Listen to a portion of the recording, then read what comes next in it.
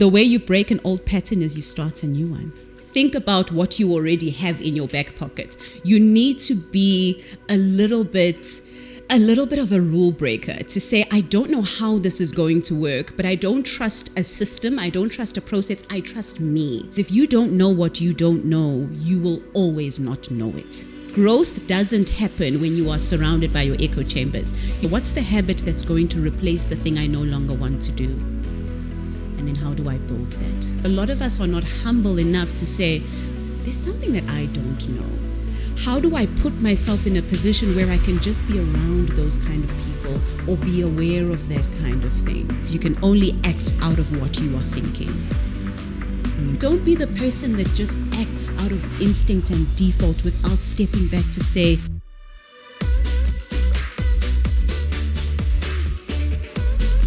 welcome to another edition of Mindset Profits. I'm speaking to a public speaking champion, the first champion of a PSA Speaker Factor in South Africa. This is Zanele Njapha. Welcome to the podcast. Thank you so much for having me. Now that we're rolling with the champions, I know we have grown, eh? Yeah, we have. I consider myself blessed to be talking to people like you. And getting opportunities, of course, to get coached and mentored along the way. So what we are going to talk about today is how to change your life, really. How change happens, why change comes slowly for so many people, and why it is the things that you know, and the things that you know how to do that are slowing you down. Hear that, and it sounds so powerful in my mind. It's good. It's good stuff. It is good stuff. And you know what the funny thing is, and before we kick off this conversation, is a lot of people will think it's the version of them that they are now that's making their decisions. But what I've found in my work is that it's actually the version of you that is probably 6 years ago, or when you were 6 years old, or when you were 8 years old, that's actually making your decisions for you now. Hey, strong start. Let's give some context. You said in the work that I do. Anyone listening will want to know what that work is. So let's do a deep dive into that. Break that down for us. What does Zanele do outside of speaking? Yes. Wow. So Zanele Njapha is known as the unlearning lady. And very, very basically what that means is that I help individuals to go from one version of themselves all the way to the next version of themselves. That goes from understanding what patterns you actually have that you don't even know are walking around with you on a day-to-day basis, rewiring those patterns, and then stepping into the new habits that will make you who you want to be in this moment. So basically anyone watching, because I think you are coming at a good time. You're coming at a time where we have a lot of comments when people are saying, I'm starting over, I'm 39, I'm starting over, I'm 30, I'm starting over, I'm 50 something. And I look at those and my heart breaks because I know how hard it is to start over because I've been there, right? And I know you are coming at a good time because change is one difficult thing. A lot of people that find themselves having to start over don't know how they got there in the first place. Your intro says this is what you uncover, right? Yeah. And it's so funny you speak about starting over. I also have an experience of starting over. Oh, and I loved it when I heard yours. Yes. The unlearning lady had to start over. And I love it when I heard yours because it reminded me so much of my journey of starting over. And you and I have spoken about this before, but I used to be a primary school teacher. So I studied education. I knew, this was that kind of thing for me. I love children. And so I started off, I was like, this is what I'm going to do. And then For how long? The moment, I taught for 3 years. The moment where everything changed for me was I was called into the principal's office. That was the moment I knew that everything is going to change, that this is not where I'm supposed to be, and everything needs to shift from here. What happened? Trauma. Ooh. And this is the funny thing, hey? You know, when you're in a situation and you think that thing is for you, and for me, I had been teaching for 3 years, and I had already started to feel like there was a a monotony. It felt like every single year, you're teaching the same content. Yes, the faces of the children are changing, but everything is the same. And the funny thing is, when I was called into the principal's office, Mina Ntando, I'm a good girl. I was raised to, I don't run a red light, I pay my taxes. I'm that type of person. And so when that happened, I thought, what is it? I used to teach natural sciences and technology, which is your bio, your physics, your chemistry at the primary school level, and then a few languages. I walked into the principal's office, and sitting there was the principal of the school and my HOD. And they said, Miss Njapha, please come in, sit down. And I looked around. I could already feel myself sweating. I was anxious. My palms were sweating. You my didn't know armpits. why they called you. I didn't. I had no idea. I sat down and they said to me, Miss Njapha, we've observed a few times that when you are working on projects with the children in your class under natural sciences and technology, because a big part of that is working on projects, creating things, building things, blowing things up, changing colors. They said, what we've noticed in your class is that sometimes some of the children are sitting on the carpet, other children are standing, other children are sitting at their desk, and then you've got some music playing in the background. We can't have that. Everyone needs to be sitting at their desk, as little chaos and movement as is possible. Keep it organized. And I will never forget, I'm not kidding you, Ntando, I sat back in that conversation and I went, oh, it's time. It's time. It's time for a change. Because the environment that I'm in, I have outgrown, and there is no space in the system for change. Did you have like responsibilities at the time, family to account to? Because saying it's time to move and then telling everyone around you that I think it's time, it doesn't normally go as easy as we envision it, at least. Yeah, very, very true. Luckily for me at the time, I didn't have family responsibilities. So I was still living with my parents at the time. I remember I told my father, and he said, no, what do you mean? There's so much stability in having a 9 to 5, in knowing that every single 25th, and I used to get paid on the 25th, every 25, cling, cling, your phone is going to go, you're sorted. Everything is set. You know exactly what you're going to teach. Everything is set up for you. And I was challenged by a lot of people not to leave that context and where I was at the time. All right. So how do you leave teaching in that way and then discover that speaking is going to be what pays me for the rest of my life? That's a big shift. It was a huge shift, hey? So the way that it happened for me is I had already started to get this feeling that I wanted to use the skills and expertise that I already had to start something. And this is often what I will tell people is think about what you already have in your back pocket. So I already understood how to build learning programs. I understood how learning happens. I had some educational psychology insights. So there was a lot there that I understood and had as expertise. And I remember in the last year, and this is something I don't like to share with a lot of people, but in my last year when I knew that speaking and facilitating was the kind of thing that I could do and that I loved, that could be a next step, I used to start to practice in my classroom. When all the... Don't judge me.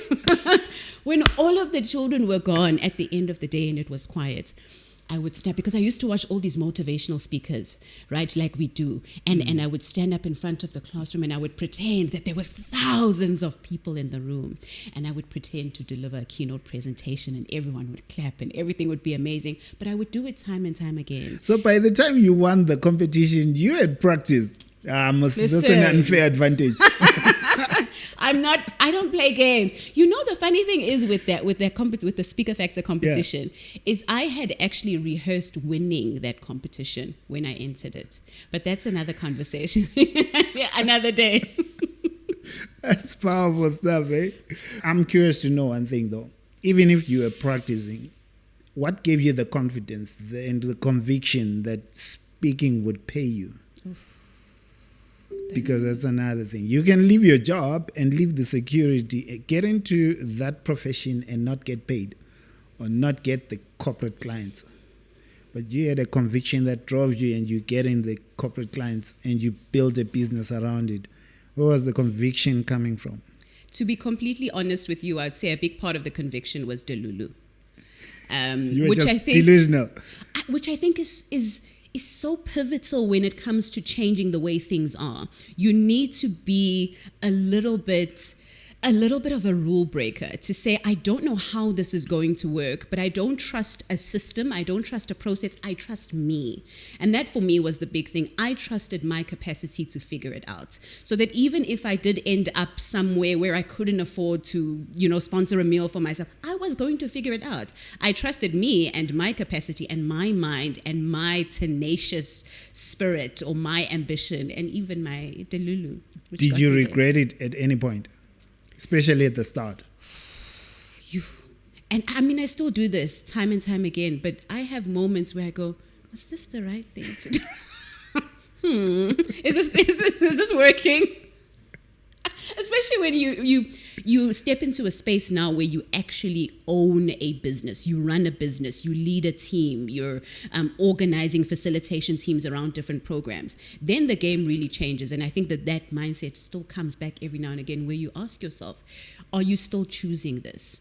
And I do, yeah. Let's get into the work that you do. It's interesting how you got here. It's such a beautiful story. Someone out there is saying, I've listened to all this podcast. I don't know. I enjoy the podcast. Implementation is just hard. Things are not changing for me. In the work that you do, what do you find slows people down or gets people into that stuck state where you learn something great, but it doesn't move from a good lesson to something that I've implemented in my life? That's a beautiful question to start us off. Yeah. So I want to start it with one of my favorite quotes by Viktor Frankl. He wrote that book, Man's Search for Meaning. Yeah, I love him. Powerful book, hey? So he has a quote that says, between stimulus and response, there is a gap. And in that gap lies your power. Ooh. And very, very, it's good, isn't it? I didn't pick it up when I read the book. So maybe one more time, and then I'll explain how that ties into your question. Please. So he says, between stimulus and response, there's a gap. And in that gap lies your power. So my work of assisting people with change, assisting organizations with unlearning, is about saying, how do you firstly notice that there is a gap? Notice that you have shrunk the gap, because as soon as something happens, most of us are trained to respond, aren't we? I mean, Stanford University has a piece of research that says we're thinking between 50,000 and 60,000 thoughts every single day. Yeah. But guess what percentage of those thoughts are repetitive? It's a huge percentage, right? You have 90%. I thought it was 80. 90%. The research finds that it's actually 90%, and it varies, right? So we keep thinking the same things over and over and over again, and then we step into a situation and tell ourselves, I'm going to be innovative this time, guys, watch me, I'm going to be creative, this is going to be new. But it's your 90% over and over again. So very basically what happens is you get a stimulus or something happens to you in a situation, and because you've trained yourself, you respond immediately. So most of us don't realize that we could use that gap to say, wait a minute, before I respond to this thing, because yesterday this thing happened, and I'm going to stop and say, how can I respond to that thing differently? Because unless we do that, you're going to find that every single month, your money looks the same. Every single relationship, this thing happened last time I was in a relationship with Cindy. Same patterns. It's happening again. Then because that gap between stimulus and response is very, very small. And so what I find are the three biggest challenges for individuals that are trying to change, but are really struggling with it. And especially, like you said, the implementation, the response, right? Because there's a stimulus and there's the response. Yeah. So the three key things are this. One is that you and I are not as creative and innovative as we think. And that goes back to that 90%. We find ourselves being in a spiral because the brain is already using about 20% of the body's energy. Your brain wants to conserve energy. So it creates these beautiful shortcuts so that you already know how to do things. And it's easier for you, right? It makes such a big difference. Imagine having to learn how to drive your car every time you jumped into it. You would be exhausted. So the brain creates those 90% shortcuts. But that ends up working against us. And then the second thing that becomes really important is that human beings, by virtue of who we are and how we're wired, we're not great with uncertainty. It was a fascinating study that was done, and I'm going to play with you here, so let me know. They had two groups of people. And the two groups of people were hooked up to an fMRI, so a functional magnetic resonance imaging scan. Basically what that means is they could see what was happening in their brains. Scan your brain. Yes, at the time. And then the other side of it is then they hooked them up to electrodes. So every now and again, the person would get an electric shock while they were looking at their brain. And the study was trying to find out what's the relationship between uncertainty and stress, or uncertainty and anxiety. Group number 1 was told, hey guys, there's a 50% chance that you're going to get a shock. Group number 2 was told it's happening 100%. Guess which group was the most stressed and the most anxious? Group 1 that was told 50%, or group 2 that was told 100%? I would guess those that knew it's coming were less stressed, even though it's the same thing that Either way, right? But you're right. It was group number 1, the group that was told there's a 50% chance you could, and there's a 50% chance that you won't. All right, so because part of what helps people change is getting to that state where you say enough is enough. If I'm taking what you're saying or the lesson that you're sharing, am I right to say part of why a lot of people don't implement or change is because they've trained themselves to expect a bad day? Yes, it's the certainty you have around it, but then it's also the certainty that you have about the outcome you'll get. Ooh. I'll give you an example. Often we'll set a goal and we'll say, by the end of the year, I want to have made this much in my business. As opposed to saying, this year, I want to have grown by this much, or I want to have these characteristics, or I want to be more resilient. I want to be a little bit more ambitious. I want to try more. So it's more of a rewarding of characteristics as opposed to a rewarding of specific targets. Let's break it down and make it simple. How does it apply to New Year's resolution? Because a lot of people are there. And I mean, I love New Year's resolutions. I have deep respect for anyone who sets them because I set them as well. You do? I do, yes. But the way I often advise that we rethink New Year's resolutions, especially when it comes to thinking about it in that way, like you say, is reframing your New Year's resolutions. So often when we think about New Year's resolutions, we'll have the car on our vision board, we'll have the house on our vision board, and we'll have maybe the relationship or how we want our relationship to go. Yeah. And so that approach comes from the 3-step process of have, do, be. So I want to have these things, and then if I have these things, then I'm going to do the kinds of things that I need to do, and then eventually I will be that person that I saw the other person was that I want to be. But I often say the way you want to do it to manage those certainty levels to what we're speaking to is you want to flip it. And your focus when you set your levels of certainty, you want to set them around who do you want to be this year. That's what you need to have on your New Year's resolutions or on your vision board, because at the end of the day, it's who you are that drives what you do. At a behavior level, if you have a belief, you will act out of the belief. You won't act out of having something in your hand. You will act because you believe in who you say you are. If I say this year I am going to be professional, then I will ask myself, what does a professional person do? If I say I'm professional, I'm going to show up on time. I'm going to communicate. Do you know what I mean? And so the focus then needs to move to who do I want to be, and then create certainty around that. So if I say I want to be professional, I want to be kind, I want to be empathetic, those are the goals that I set, and then I move from there. All right. So the person needs to exhibit the behavior that reflects who they want to be. Upfront. So action first. So before action is embodiment. So it's the be, do, have. Do is the action, and then have is the things, the car and the money and the all of the other things. So the embodiment, when you wake up in the morning, do you feel professional? Are you a professional person? Not because you do certain things or because you have certain things. How do you feel? It's an energy, it's a feeling, it's a decision. And then that the actions then come from that embodiment. Is it the same as the difference between, let's say, with entrepreneurship, me waking up and going to work saying I'm doing business or I'm an entrepreneur, or me waking up and believing I'm a great, high growth, amazing entrepreneur? Because the behaviors of these two people are different. Correct. Someone operates more on a survival mode or just keep things stable mode, but others, they believe they are amazing entrepreneurs and they operate at high growth mode. Yes, correct. Because here's the fascinating thing that most people will miss. You don't choose your beliefs.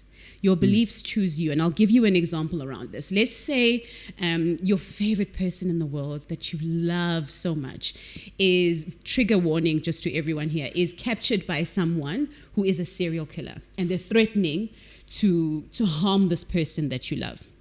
And they say to you, say that I'm the king of the world, or I'm going to harm this person that you love. What are you going to do? I'll say it.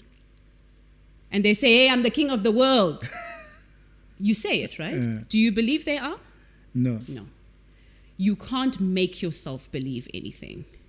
But what would actually change your mind? Let's say, for example, that person took a glass of water and then they went swoosh, swoosh, swoosh, and then turned into wine. And then they said, what would you think then?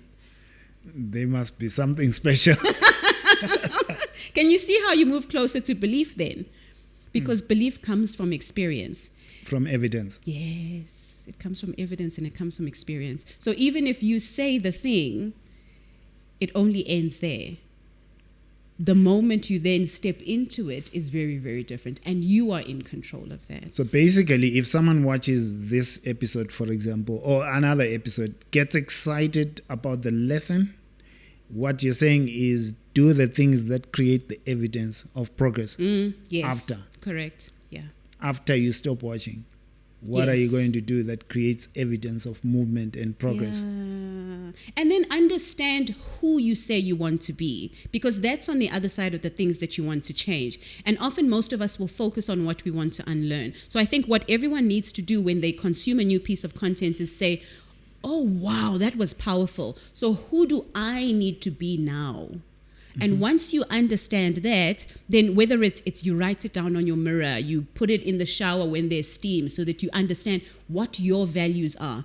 And then the more those are in front of you, you will step into the behaviors that then define that. Because we only act out of who we think we are. And if you don't think you are that person, your actions will never align to that. Can you explain the unlearning and learning, and where does it fit into this whole triangle of me trying to change my life? So where unlearning and relearning fits into the whole paradigm of trying to change your life is from the understanding that a lot of who you are is three key things. One, it's versions of yourself that you've outgrown that are making your decisions for you. Two, it's things that actually have expired. I like to say they are mindsets that have expired. They're overdue for being changed. But then three, a lot of them are holding you back. So when we started, I mentioned that... Go over the three again. You Sure. have mindsets that have expired.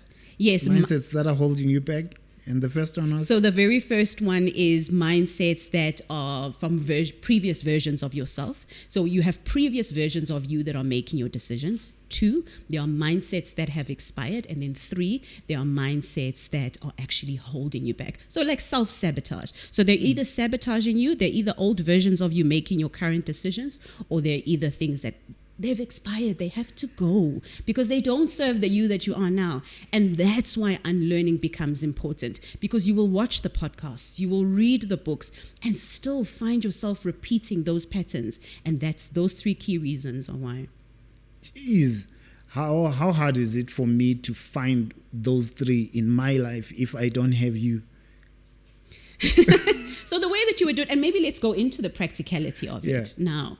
So the way that you would do it, if we go back to that quote we mentioned earlier on of stimulus and response and the gap, it's awareness. That's where it starts. Because a lot of us are not even aware that we are stuck in patterns. There's one of my favorite quotes is from a gentleman by the name of... I think his last name is Card, if I'm not mistaken. Okay. And he says that human beings are funny. We challenge all of our beliefs except the ones we really believe and those we never think to question. So the things that really make you who you are, those things you don't even think to question. And usually where I find these areas are in is the things that are most sensitive. Our money, our relationship dogmas and beliefs, our beliefs around... faith. Religion and faith.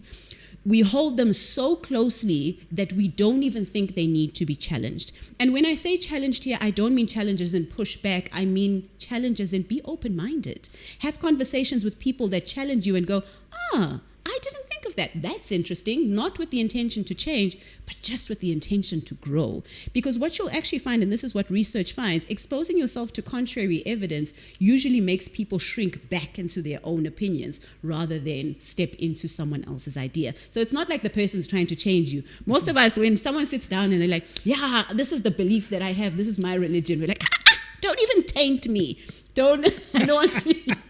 I don't even want to hear it. But that's where unlearning starts, because you open yourself up to being stimulated differently. Okay, to different and new ideas. Some correct. which might challenge your current approach to life. Yes. And that's where change really happens, because growth doesn't happen when you are surrounded by your echo chambers. You know how you say, I love my girlfriends or the boys because, we sit every Saturday and there's a very, very good chance that you're stuck in an echo chamber. They believe the same things you believe. They speak to the same people you speak to. They listen to the same podcasts you listen to. And so you've got this recycling of the same kinds of ideas and the same information. And then you've got your algorithms on your social media that are feeding you the same information. How in the world do you think you are going to grow from that? All right. So can you give us examples of the three? Practically, I want people to have a picture, look at their lives and have a picture of what these mindsets look like. Sure. What are examples of mindsets that would have expired? Sure. And mindsets that are holding me back? Sure, yeah. And is there a specific, maybe let's narrow it down even further, a specific area of life that we can look at? Let's look at someone who wants to start over. Yes, my favorite. So let's look at people who want to start over. The first thing that I want you to look at is a core memory you have around that. So a core memory is an experience that happened to you that, like we said earlier, is making your decisions. To give you an example, for me, when I wanted to start over, I will never forget, Ntando, when I got my very first payment for a speaking engagement. I looked at it and I looked at my teacher's salary from before and I went, oh goodness, I didn't know you could make this much. I made more from a speaking engagement than I made from my teaching salary for an entire month. Do you remember how much that was? That was 25K, I think it was. Nice. And at the time as a teacher, I think I was making about 15. And you spoke, how long did you speak for? An hour. My keynotes are an hour and then I'm out of there. So that was back then, 25 for an hour. You would work a whole month and plan and scheme and mark for 15. Yeah. And you know what the funny thing is? When I was a teacher, I was constantly in debt. And that's not something that I speak about a lot. But money was such a struggle. And maybe to go back to this idea then, is my core memory. When I think about how I feel about money, the version of Zanele that was making the decisions of getting the loans, of buying the things I knew I couldn't afford, was Zanele, who was sitting in grade 1, in a grade 1 classroom. Because guess what happened to Zanele back then? Zanele's parents couldn't afford to give her money for the tuck shop. I always had a packed lunch. There was always polony in my lunchbox. And when you open the lunchbox, the polony was there, the bread was... And all the kids around you knew this is how Zanele rolls. Oh, goodness, yes. And so... what would happen is, because I never had money for buying from the tuck shop or ordering lunch, some children did. And every single break time, the children that had ordered a lunch from the tuck shop, it would arrive as sausage rolls I will never forget it. And this is how powerful core memories can be, because they stay with us. They're deeply ingrained in us. And so it would come in this round container with the blue lid, and then it would get passed around so that all the children that ordered a sausage roll would pick it. And a sausage roll has got that smell. And it would get passed around and I would smell it. But what it was creating in my mind was, you can't afford these types of things. You don't come from that kind of family. You are not worthy to be well compensated, or you don't deserve money. Money is not your thing. It's for other people, but it's not for you. And so what then starts to happen over time is that even when you get into a decision where you're trying to start over, like me as a teacher, I was saying, no way, Zanele. There's no way. And so even when I did earn that 25 from one keynote, guess what? I don't deserve this. I'm not worthy. I'm not the kind of person that had the money. So even the decisions that I made at the time took me right back to where I was when I was a primary school teacher. So when you're talking to the core memories, so your core memories around money and worth and where you are supposed to be in life, were what were holding you back. Correct. Yes. That's it. Do you have examples of mindsets that had expired? Yes. So that was one of them. That mindset had expired.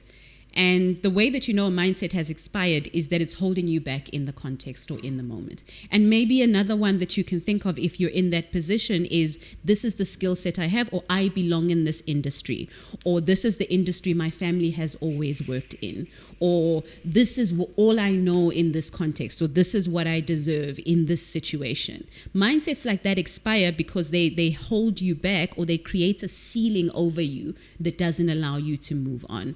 Mindsets about you can expire, mindsets about other people can expire, and then mindsets about the world can also expire. So mindset about what's possible, how you can make money. I mean, people never used to make money from podcasts a good few years ago, but look at where we are. We never used to have influencers. So if you have a mindset where you were brought up by family members that said, this is how you make money, everything else is a scam. That's big, yeah. I saw how much podcasts and online stuff makes, and it did challenge me in a huge way.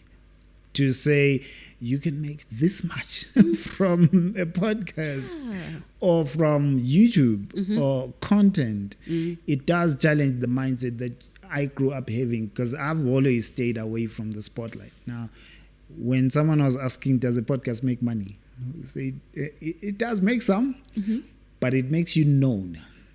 But being known is where the money comes from, because it creates relationships with those Zanele who can coach you and open a door, relationships with people that I get to work with outside of this platform. When we stop shooting here, someone is calling me to do something because they saw an episode.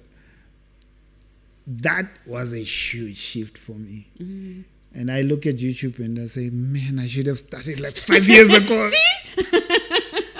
So for you, speaking was like that. You got paid this 25K and you realize, goodness, people pay this much. Man, yeah. It's a shock to the system, right? It is. That's why step number 1 of the unlearning journey is awareness.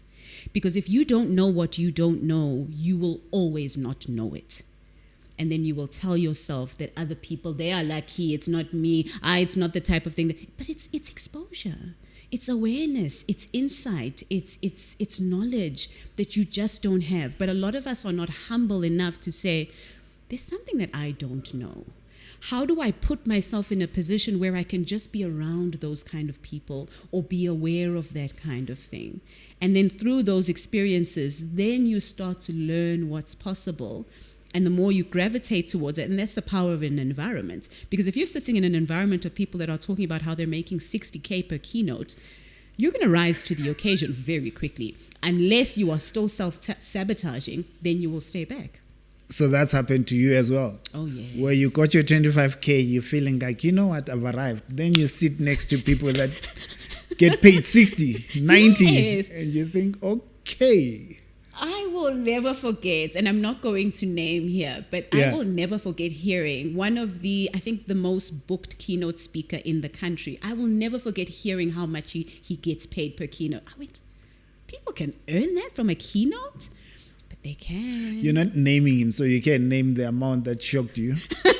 We don't know who it is. So you can hear it. Yeah. It was actually 300K. An hour? An hour. Oh, okay. That shocks me. See? And here's the beautiful thing that people don't realize. When it comes to the journey of learning, according to educational psychology, it's not a bad thing to be tested. Because tested is not something you do to test that learning happened. Testing is something you do to create learning. And so when you find yourself getting triggered by a number and you're like, what?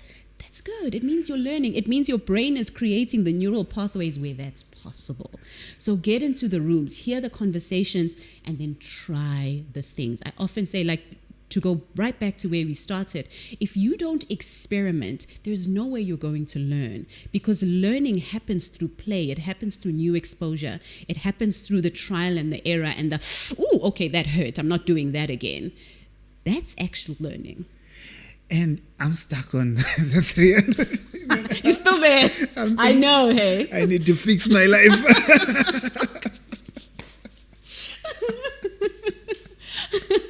I need to fix something. But the next question becomes, for me, when I heard that, was there's a gap there. What is it that would make it possible for a person to command that?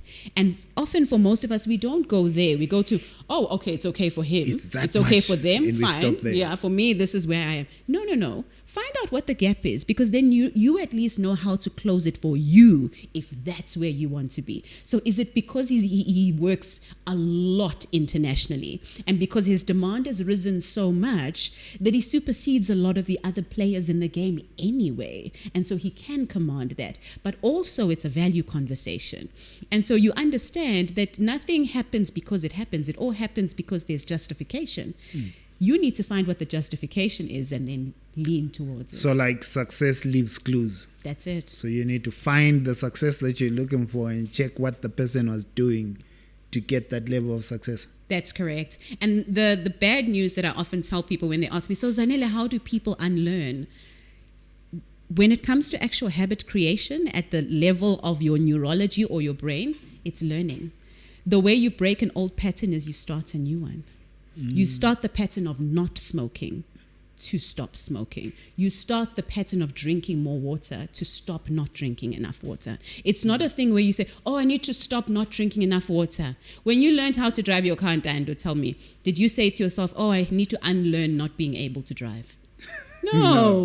You just learn the new skill. Exactly. You learn the new skill. And do it enough times for it to feel natural. Correct. Because your brain will actually prune the habit you don't use anymore. It will prune the neural pathways that you don't use anymore. Because if you don't use it at the level of your brain, you lose it. But the more you use it, remember 90%, the more you use it, the stronger it gets. So the problem for many people, if I'm getting you right, is instead of focusing on what we need to learn, that's more powerful and empowering, we focus on what we're trying to let go of. And every day you're thinking, I need to kick this habit, and that's your focus. Correct. You're focusing on what you don't want instead of what you need to be adding, which is what you want. Yes.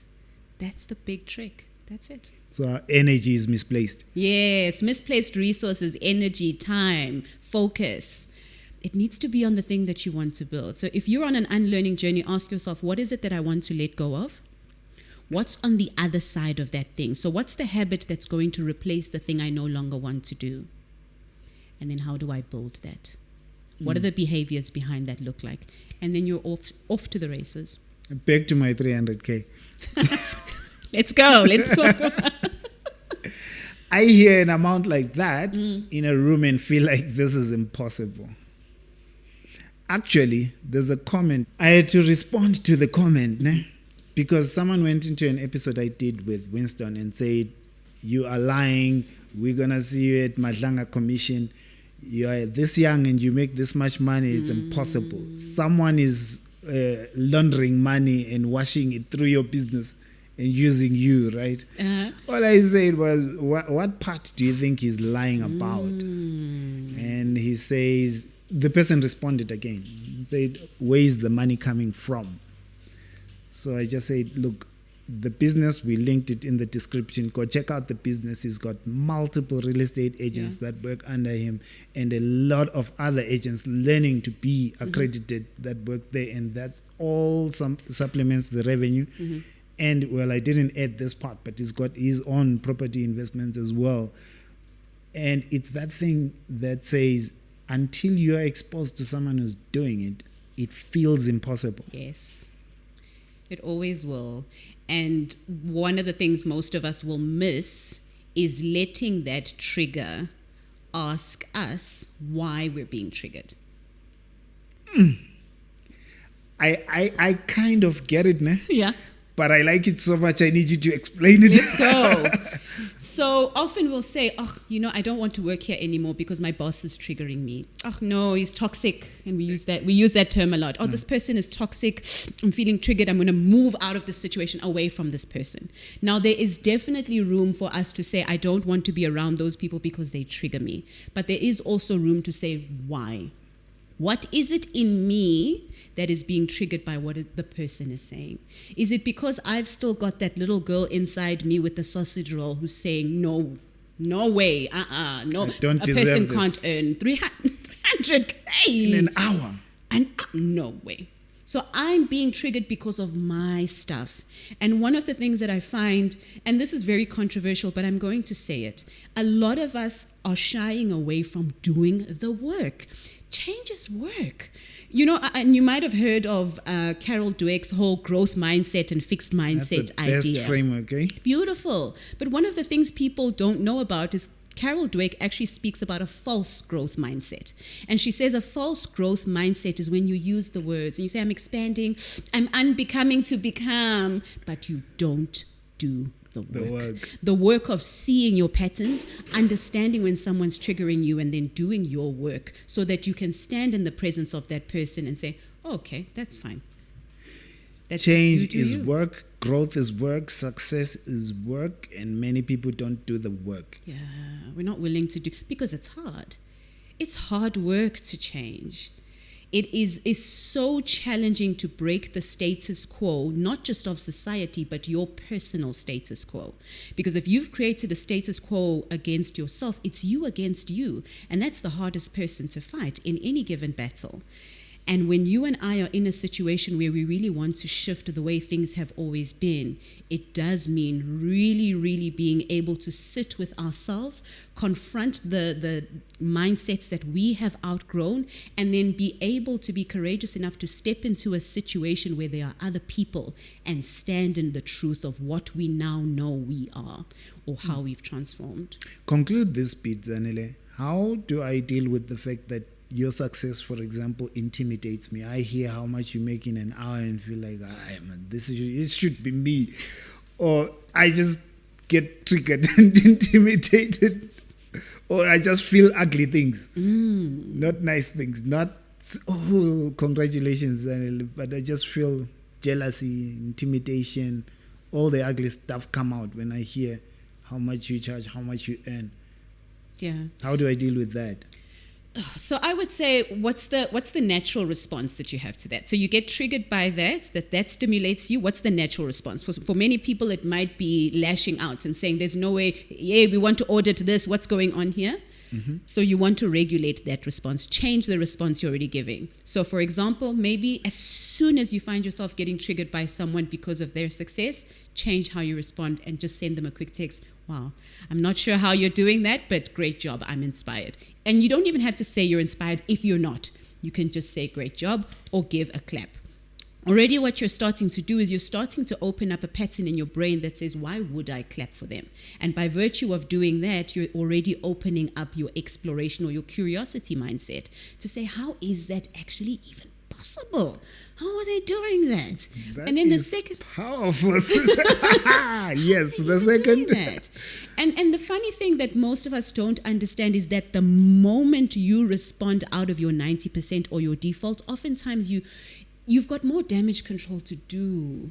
Don't be the person that just acts out of instinct and default without stepping back to say, how do I open the gap and choose differently? Because that's what unlearning is being able to say, this thing has stimulated or triggered me. How do I choose something different from what I used to choose about it?